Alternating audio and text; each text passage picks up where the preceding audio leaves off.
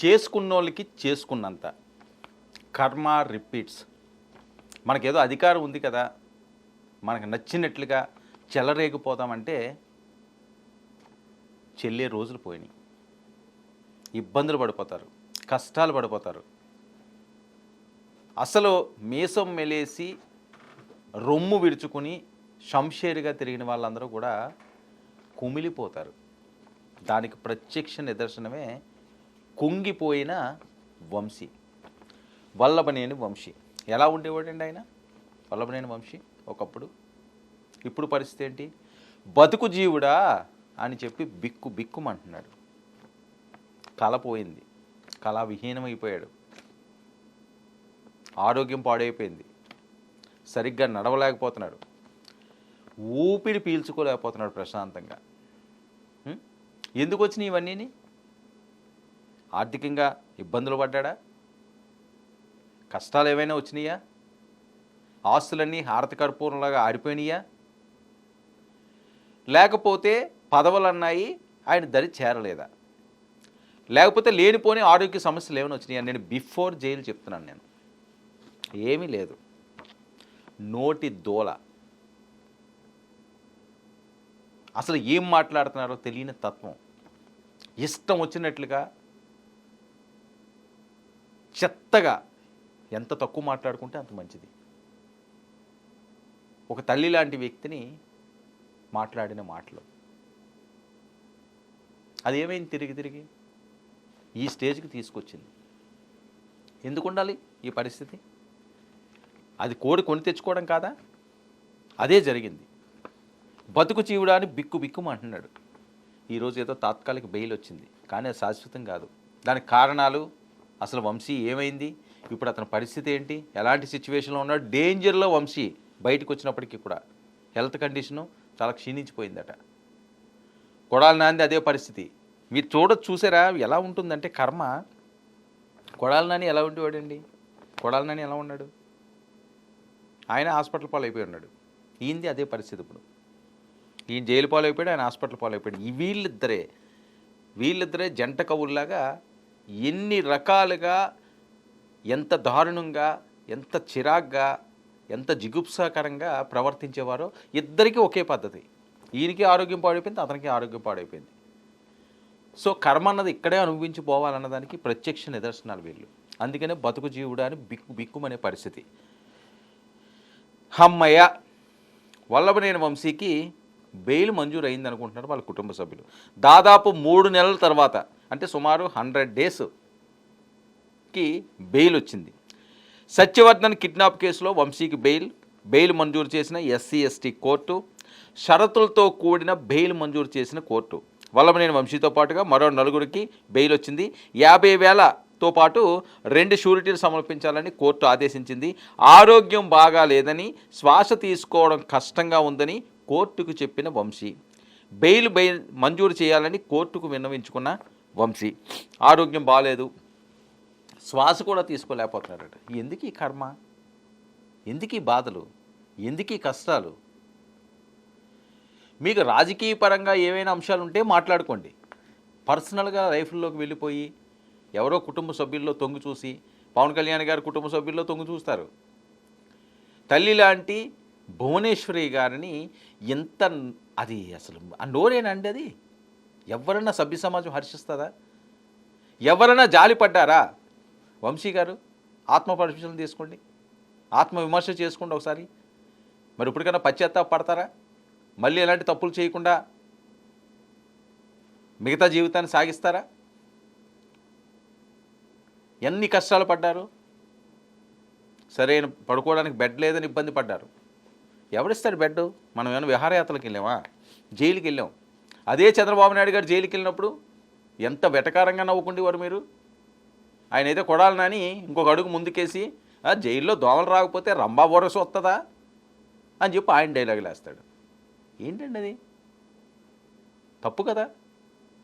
అదే కదా ఈరోజు మీకు శాపంలా మారింది. ఇదే కదా మీరు ఈ దుస్థితికి రావడానికి కారణమయ్యింది.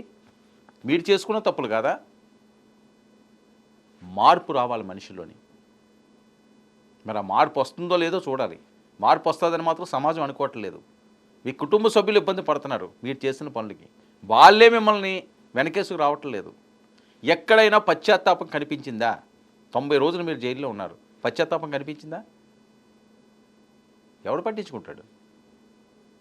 ఎవరో పట్టించుకోరు. ఆరోగ్యం సరిగా లేదు, శ్వాస తీసుకోవడం ఇబ్బంది అయిపోతున్నదని చెప్పి ఈయనకి బెయిల్ మంజూరు చేసింది. అసలు దీని కథ ఏంటంటే 2023 గన్నవరం టీడీపీ ఆఫీసుపై దాడి. వైఎస్ఆర్సీపీ ప్రభుత్వంలో ఉండగా తెలుగుదేశం పార్టీ ఎమ్మెల్యేగా ఉన్న వల్లభనేని వంశీ చేసిన రౌడీజాలు. టీడీపీ ఆఫీసుపై దాడి కేసు నీరు కార్చేందుకు వంశీ కుట్ర బట్టబయలు. పోలీసుల దర్యాప్తులో సంచలన విషయాలు. ఫిర్యాదుదారు సత్యవర్ధన్ అపహరణ. కుటుంబాన్ని మొత్తం చంపేస్తానని బెదిరించిన వంశీ. 2025 ఫిబ్రవరి 13న హైదరాబాదులో వంశీని అరెస్టు చేసిన ఏపీ పోలీసులు. మైహోం భూజా ఐ థింక్ అక్కడ అరెస్ట్ చేశారు. టీడీపీ ఆఫీసుపై దాడి కేసులో సాక్షిగా ఉన్న సత్యవర్ధన్ వంశీ బెదిరించి కిడ్నాప్ చేసి తప్పుడు అఫిడవిట్ దాఖలు చేయించాడని ఆరోపణలు. మొదట కోర్టులో ఈ కేసుతో సంబంధం లేదని చెప్పిన సత్యవర్ధన్, తర్వాత పోలీసులు ఆశ్రయించిన సత్యవర్ధన్ తనను కిడ్నాప్ చేసి బెదిరించాడని ఫిర్యాదు. వంశీపై SC/ST చట్టం కింద కేసులు. అందుకనే ఇన్ని రోజులు బెయిల్ రాలేదు, ఇన్ని ఇబ్బందులు పడ్డారు. ఎటువంటి సౌకర్యాలు ఉండే పరిస్థితి ఉండదు. సమ్మర్లో మరి ఎలాగా తట్టుకుని నిలబడ్డాడు ఆయన?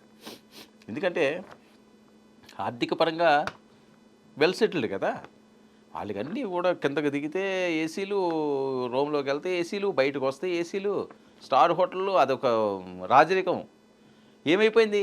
ఏమీ లేదు. ఎన్నున్నా సరే అనాథ కింద బతకాల్సి వచ్చింది. తోటి దొంగల వాళ్ళతోటి. అక్కడ ఎవరు ఉంటారండి? క్రిమినల్స్ ఉంటారు. మంచి వాళ్ళు ఉంటారా జైల్లోకి వెళ్ళిన వాళ్ళు? ఇంకా వాళ్ళతో చేయాలి. ఎలాంటి వాళ్ళు ఉన్నారో ఇంకా అక్కడ. ఇక సత్యవర్ధన్ కిడ్నాప్ చేసి కేసు ఉపసంహరించుకునేలా అఫిడవిట్పై సంతకాలు. విజయవాడ శివారు రామవరప్పాడులోని బల్లెంవారి వీధి నుంచే సత్యవర్ధన్ను కిడ్నాప్ చేసి ఏ రకంగా తనతోటి చేయించారన్నది అవన్నీ కూడా బయటపెట్టిన వంశీ అనుచరులు. ఇక కేసు ఉపసంహరించుకుంటున్నట్లుగా అఫిడవిట్పై సంతకాలు. తర్వాత న్యాయస్థానానికి తీసుకెళ్ళి ఆ కేసుకు తనకు సంబంధం లేదని, ఘటన జరిగిన సమయంలో తాను అక్కడ లేనంటూ జడ్జి ముందు వాంగ్మూలం. కోర్టులో చెప్పిన దానికి కట్టుబడకపోతే కుటుంబ సభ్యులను చంపేస్తామంటూ బెదిరింపులు. ఏం చేస్తున్నారు? ఎటువైపు తీసుకువెళ్తున్నారు? ఎటువైపు తీసుకువెళ్తున్నారు? ఎందుకు ఈ బెదిరింపులు? ఎందుకు ఇష్టం వచ్చినట్లుగా ఆ నోటి దురద? ఎందుకు ఈ స్థితి? ఎందుకు చేయడమే తప్పు? మీ పార్టీ ఆఫీసు ఆ గుర్తు నుంచి మీరు గుర్తింపు పొంది అదే పార్టీ ఆఫీస్ మీద దాడి చేస్తారా? మీ పార్టీ అధ్యక్షుడు తండ్రి లాంటి వాడు, తల్లి లాంటి భువనేశ్వరి దేవిని అసలు ఇష్టం వచ్చినట్లుగా అతి నీచంగా, అతి చండాలంగా మాట్లాడతారా? ఇప్పుడేమోని హత్యలు చేస్తా అంటే దిగజారిపోతున్నారు అనమాట. రోజు రోజుకి రాజకీయ నాయకులు దిగజారిపోతున్నారు కేవలం 5 సంవత్సరాల పదవుల కోసం. మీరు ఆలోచించుకోవాల్సింది అది, ఆత్మ విమర్శ చేసుకోవాల్సింది అది.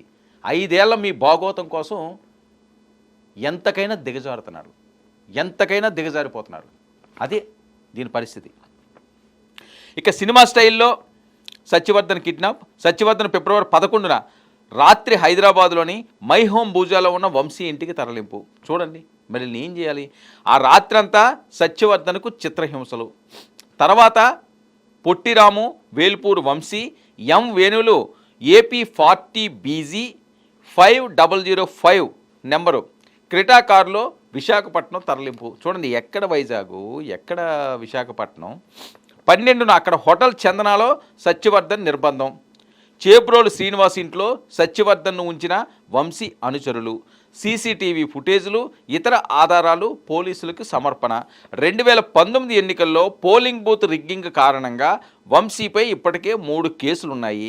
ఇవి జూన్ 3కి వాయిదా వేసినట్టు కోర్టు చెబుతుంది. అంటే ఒకటి కాదు, ఒకటి తర్వాత ఒకటి, ఒకటి తర్వాత ఒకటి, ఒకటి తర్వాత ఒకటి. జస్ట్ రిలీఫ్ అంతే. ఇది సింపుల్గా జస్ట్ రిలీఫ్. ఇది మీకు పూర్తి ఉపశమనం కాదు, ఇంకా చాలాది ఉన్నది. కానీ మార్పు రావాలి మీలో, పూర్తిగా మార్పు రావాలి. ఈ స్టేజ్ నుంచి వంశీ నార్మల్ స్టేజ్కి రావాలి. బతుకు చీవుడా అని బతకూడదు, గౌరవంగా బతకాలి, తలెత్తుకుని బతకాలి, సమాజంలో మంచిగా బతకాలి, మానవత్వంతో బతకాలి. అంతేగాని మేము బరి తెగిస్తాము, మా సరనేమ్ ఇది, మా ఆస్తులు ఇవి, మమ్మల్ని ఎవడో పీకేది లేదు. అరే లోకేష్ గారు ఏదో ఒక జూమ్ మీటింగ్ అయితే ఆయన పర్సనల్గా ఆయన పార్టీలకి సంబంధించి ఒక యాక్టివిటీ చేస్తే అందులోకి వెళ్ళి జాయిన్ చేయి ఎంత వెకిలి వేషాలు వేస్తారండి? చిన్నపిల్లలా మీరు ఏమన్నాని? ఆలోచన ఉండాలి కదా. ఏమైంది? ఇవన్నీ కూడా ఏమైనాయి? సంవత్సరం తిరగకుండా తిప్పి కుట్ని బిక్కు బిక్కుమంటూ బతకాల్సిన స్టేజ్కి వచ్చింది. అసలు నడవగలుగుతున్నారా? సరిగ్గా గాలి పీల్చుకోగలుగుతున్నారా? కడుపు నిండా అన్నం తినగలుగుతున్నారా? ఎంత ఉంటే ఎందుకు? ఇప్పుడు ప్రశాంతంగా బయట తిరగగలరా? ఇంటికి వెళ్ళినా ప్రశాంతంగా నిద్ర పడుతుందా? ఇంకో కేసులో మళ్ళీ బెయిల్ రద్దు చేయొచ్చు, ఇంకో కేసులో మళ్ళీ అరెస్ట్ చేయొచ్చు. సో సుడిగుండంలో చుట్టుకు తిరగాల్సిందే. తప్పు చేసిన ఏ రాజకీయ నాయకుడికైనా ఇలాంటివన్నీ కూడా ప్రతి ఒక్కరూ కూడా దీనిపై ఇలాంటి అంశాలపై ఇష్టం వచ్చినట్లుగా బరి తెగించి మాట్లాడి చెలరేకపోతే ఇదే దుస్థితి. దీన్ని ప్రతి ఒక్కరు గుర్తెరగాలి, ప్రతి ఒక్కరు దీన్ని మనసులో పెట్టుకోవాలి. అమ్మో తప్పు చేస్తే ఈరోజు బాగానే ఉంటుందిరా, రేపు తోలు తీసేస్తారు, రేపు మన బతుకు అయిపోద్ది, ఇంకా 4 గోడల మధ్యనే మనం బిక్కు బిక్కుమంటూ చిరతలు కొట్టుకోవాలి అన్న ఆలోచన వచ్చినవాడు ప్రశాంతంగా బతుకుతాడు. లేదు మాకు అవకాశం ఉంది కదా 5 సంవత్సరాలను రెచ్చిపోయే ఏ రాజకీయ నాయకుడికైనా ప్రత్యక్ష నిదర్శనం వంశీ, కొడాలి నాని ఇలాంటి వాళ్ళు. సో ఆ కోవకి వెళ్ళకండి, ఇప్పటికైనా మారండి. ఇది టెంపరీయే, కాస్త ఉపశమనం అంతే. ఈ ఉపశమనాన్ని పూర్తి ఉపశమనం చేసుకోండి, ఎవరికీ అభ్యంతరం లేదు. కానీ దీన్ని మళ్ళీ వేరే రకంగా డైవర్ట్ చేసి మేము చెలరేగిపోతాము అంటే మీ కర్మ.